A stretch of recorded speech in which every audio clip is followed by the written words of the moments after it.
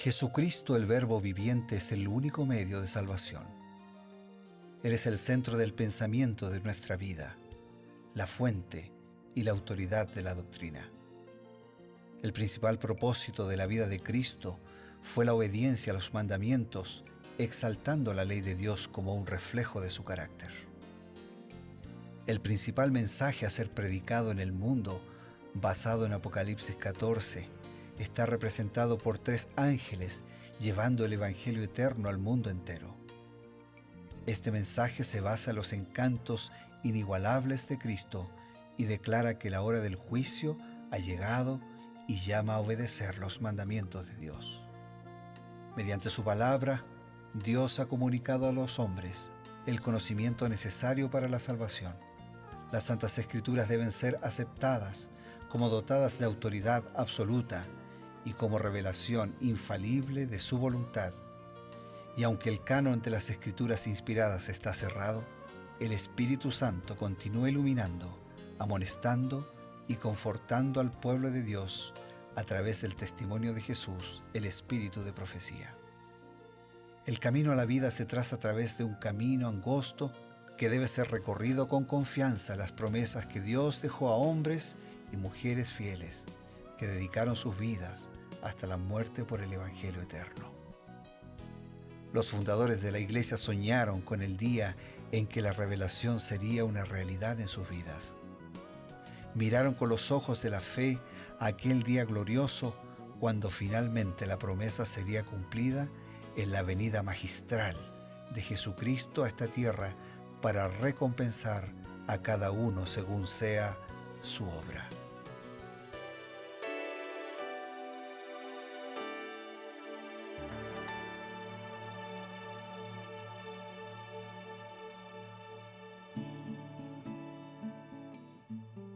Un nuevo día y nuevas oportunidades. También un nuevo capítulo. Y por supuesto, una nueva comprensión traída a través del espíritu de profecía. Esto es, reavivados por su palabra y creed en sus profetas. Nos acompaña el pastor Bruno Razo. Y lo hacemos, Pastor Eber, con gratitud, saludando a todos nuestros amigos y agradecidos también con Dios porque nos permite profundizar un poco más sobre este capítulo 24 del libro de Deuteronomio y encontrar algunas lecciones específicas que pueden ser aplicadas a nuestra vida. Justamente estamos en eso. El capítulo 24 de Deuteronomio está hablando de diferentes leyes humanitarias. Habían varias leyes que protegían a los huérfanos, a las viudas, protegían también a los padres en situación de vejez. Había el mandamiento, el quinto mandamiento, honra a tu padre y a tu madre, que obviamente incluía el hecho de cuidarlos hasta la vejez. Las regulaciones civiles también hablaban de que el anciano debía ser protegido. Pero por alguna razón pasó el tiempo y los judíos fueron cambiando esas normas, fueron tergiversando para su propia conveniencia. ¿Qué dice el espíritu de profecía al respecto? Voy a compartir una declaración de Elena de White que dice así: los hombres no están en libertad de establecer modelos de leyes para sí mismos con el propósito de evadir la ley de Dios y así satisfacer sus propias inclinaciones. Tienen que referirse a la gran norma moral de justicia de Dios. Es decir, que el ser humano no tiene autoridad para establecer leyes que compiten o que desautorizan la ley de Dios. En verdad, toda ley que pueda sustentarse en la ley de Dios es una ley que garantiza la justicia y la corrección. Claro. Y si en algún momento la legislación humana nos pidiera ir en contra de la legislación divina, ya sabemos a qué legislación debemos atenernos. En el tiempo de Jesús, los judíos habían fabricado, si vale el término, una cantidad de regulaciones, entre ellas, por ejemplo, disfrazada de piedad religiosa, que dejaban desamparados a los padres. Decía, esto que voy a dar para mi padre, mejor lo doy a Dios, y entonces esa es mi ofrenda, ese es mi corbán, ¿no? Y así creían que ya estaban justificados de desamparar a sus padres ancianos. Como yo he mencionado alguna vez, si cada uno define cuántos centímetros va a tener su metro, sería un caos. Entonces, si cada uno va a determinar cuál es su ley, terminamos afectando, pisoteando o incomodando al vecino. Por eso, nada mejor que todos podamos someternos a la ley de Dios. Yo quiero leer una declaración de patriarcas y profetas que dice, en relación, por ejemplo, a la legislación civil y al derecho de los trabajadores en aquellos días y en estos días. El salario del trabajador debía serle pagado con prontitud. No hagas agravio al jornalero pobre y menesteroso, así de tus hermanos como de tus extranjeros que están en tu tierra. Si antes de seguir leyendo, yo digo, estamos hablando de la ley de Dios, estamos hablando de las legislaciones civiles, como que el ser humano no tiene autoridad para escaparse de la ley de Dios. Y si quiere hacer leyes justas, tiene que estar debajo del gran paraguas de la ley de Dios. Entonces, esto es una legislación civil en cuanto al salario de los pobres, de los trabajadores, pero Dios también está interesado en eso. Por eso dice, en su día le dará su jornal, y no se pondrá el sol sin dárselo, pues es pobre, y con él se sustenta su vida. O sea, había una responsabilidad en aquellos días de pagar día por día, porque es pobre, porque lo necesitaba, porque no tenía chances de hacer reserva. Pero ahí habla de responsabilidad en el pago. Continúa la declaración y dice, todos nosotros estamos entretejidos en la gran tela de la humanidad, y todo cuanto hagamos para beneficiar y ayudar a nuestros semejantes nos beneficiará también a nosotros mismos. La ley de la dependencia mutua afecta e incluye a todas las clases sociales.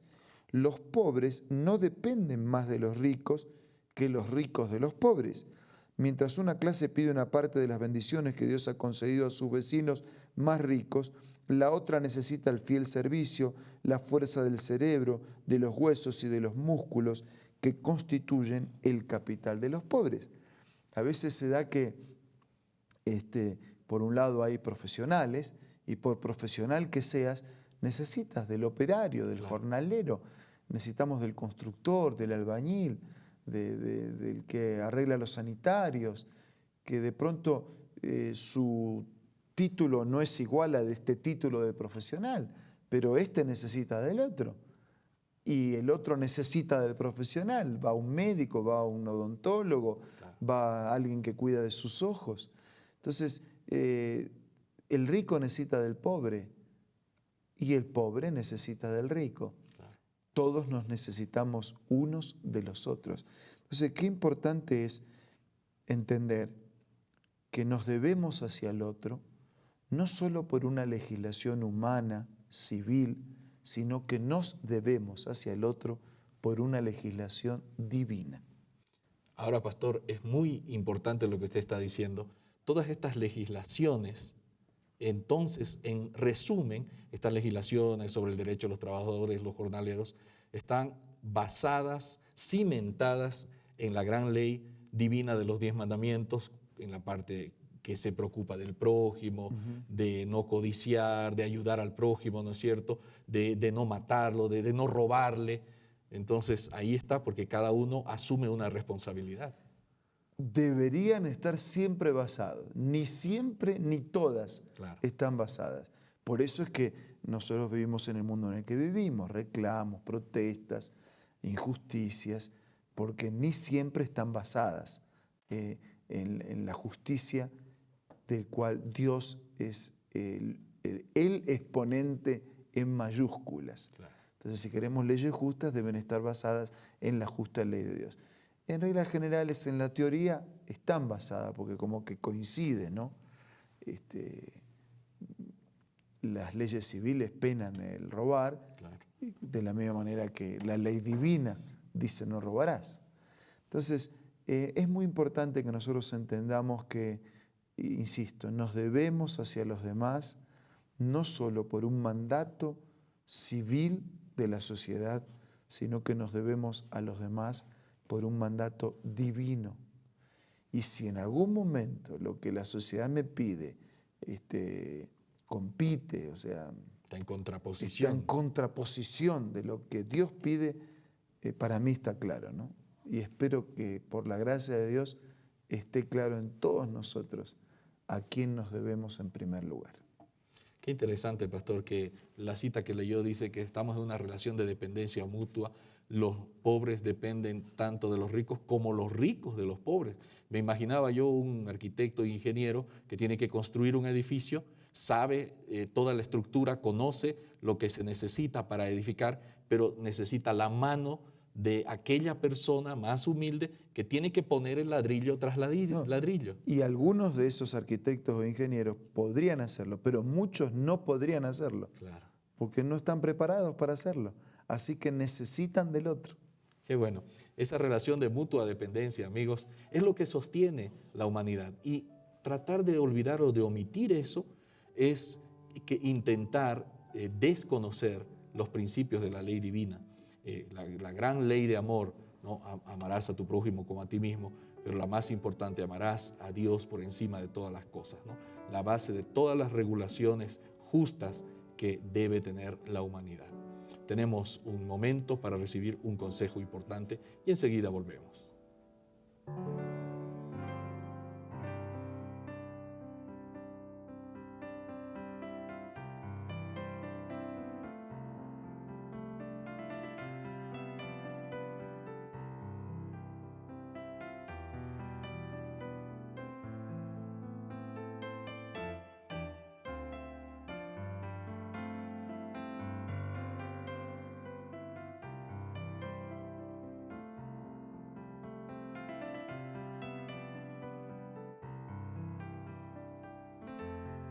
Hola, ¿qué tal? ¿Me acompañas a leer otra cita de los escritos de Elena White? Esta se encuentra en el libro Consejos para los Maestros y dice así: Nunca ha sido mayor que hoy la necesidad que tiene el mundo de enseñanza y curación. Está lleno de necesitados que requieren nuestra atención: los débiles, los impotentes, los ignorantes, los degradados. La continua transgresión del hombre durante casi 6.000 años ha producido enfermedad, dolor y muerte. Multitudes están pereciendo por falta de conocimiento. Mira, estos libros y otros pueden ser parte de tu biblioteca personal y te invito a que los puedas adquirir buscando en la página www.aces.com.ar o visitando una iglesia adventista del séptimo día cerca del lugar donde tú te encuentres. También puedes descargar la aplicación Elena G. de White del App Store o del Play Store.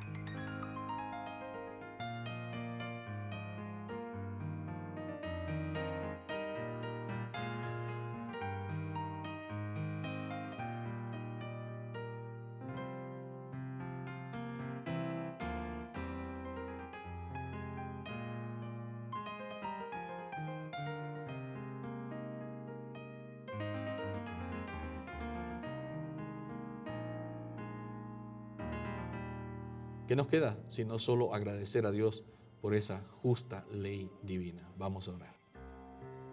Eterno Dios, gracias por tu justa ley. Gracias porque ella puede regir nuestra vida, así como debería regir todas nuestras comunidades y sociedades. Ayúdanos a ser respetuosos de todas las leyes civiles, en la medida que ellas también sean respetuosas de la ley divina de la cual depende o debería depender toda la sociedad. Amén.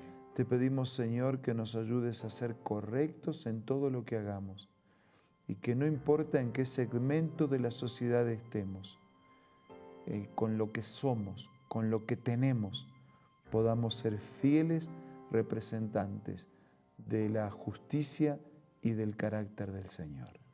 Lo pedimos, lo agradecemos en el nombre de Jesús. Amén. Amén.